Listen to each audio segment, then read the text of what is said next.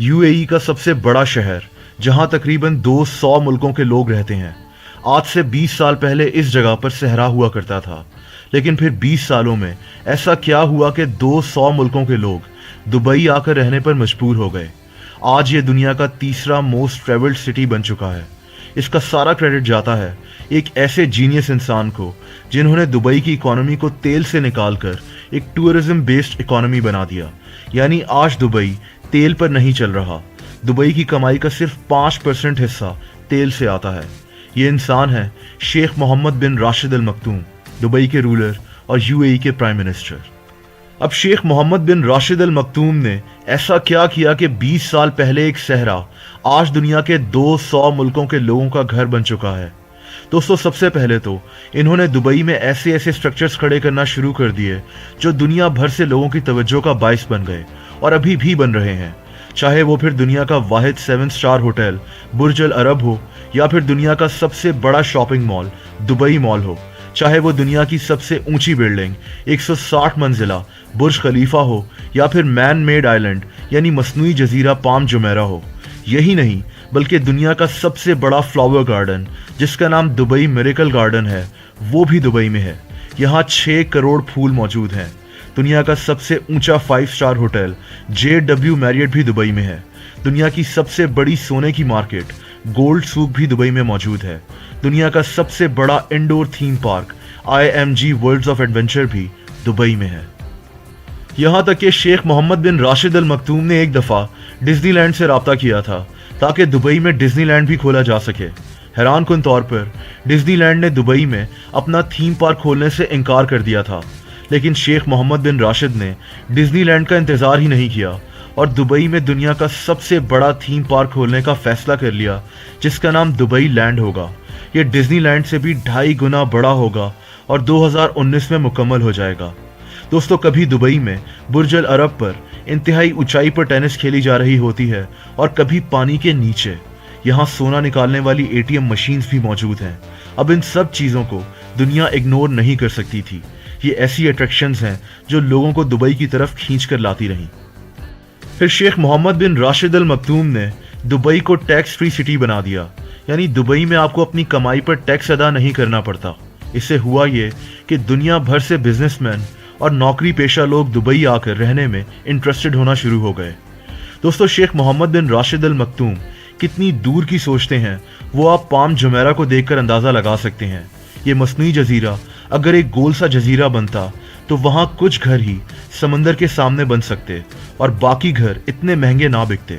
लेकिन इन्होंने इस जजीरे को एक पाम ट्री की शक्ल इसलिए दी ताकि हर घर का रुख समंदर के सामने हो जाए और हर घर इंतहाई महंगा बिके। दुनिया भर से लोगों का दुबई में आकर रहने की एक और वजह यहाँ क्राइम रेट का इंतहाई कम होना है। दुबई दुनिया के महफूज तरीन मकामात में से एक है और उसकी वजह यहाँ के सख्त कानून है। अब तो दुबई में आपकी गाड़ी भी गंदी नहीं रह सकती। अगर आपकी गाड़ी गंदी पाई गई तो आपको 500 दिरहम का फाइन किया जाएगा। अगर आपने गाड़ी 15 दिनों में साफ ना की तो आपकी गाड़ी को कब्जे में ले लिया जाएगा और उसके बाद आपकी गाड़ी को हुकूमत की तरफ से बेचा भी जा सकता है। जब सिर्फ गाड़ी गंदा होने पर कानून इतना सख्त हो तो लोग जुर्म करते हुए 100 बार सोचते हैं। दोस्तों, दुबई में अब ऐसी चीजें होने जा रही हैं जिनको सुनकर ऐसा लगता है कि बाकी दुनिया दुबई से बहुत पीछे रह जाएगी। पिछले महीने शेख मोहम्मद राशिद अल मक्तूम ने दुबई में दुबई 10X लॉन्च किया था, जिसका मतलब था कि दुबई को दुनिया के बाकी शहरों से 10 साल आगे ले जाना है और ऐसा हो भी रहा है। सबसे पहले दुबई के इस पैसेंजर ड्रोन को देखिए। ये एक फ्लाइंग टैक्सी है जिसका कोई पायलट नहीं है।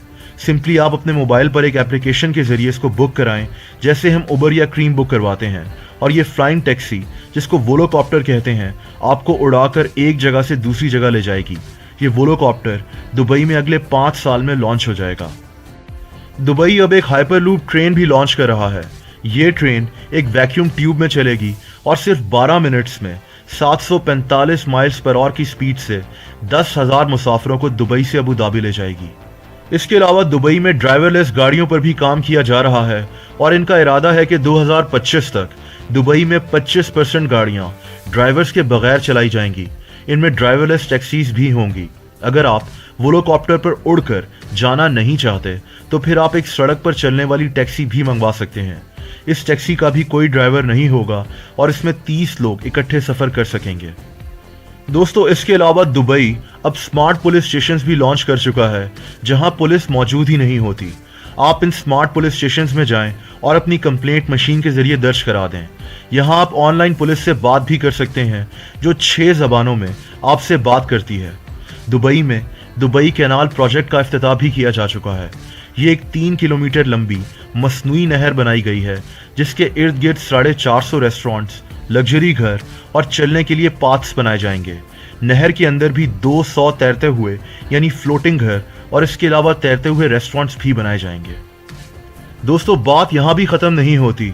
दुबई अब एक टेम्परेचर कंट्रोल्ड सिटी लॉन्च कर रहा है। ये दरअसल एक मॉल होगा जो दुनिया के कई बड़े शहरों से 3 गुना बड़ा होगा। इस शहरनुमा मॉल में 100 होटल्स और कॉम्प्लेक्सेस होंगे। इस शहर में सड़कें, ऊंची बिल्डिंग्स और ऐसी सब चीज़ें मौजूद होंगी। अब इसको टेम्परेचर कंट्रोल्ड सिटी क्यों कहा जाता है?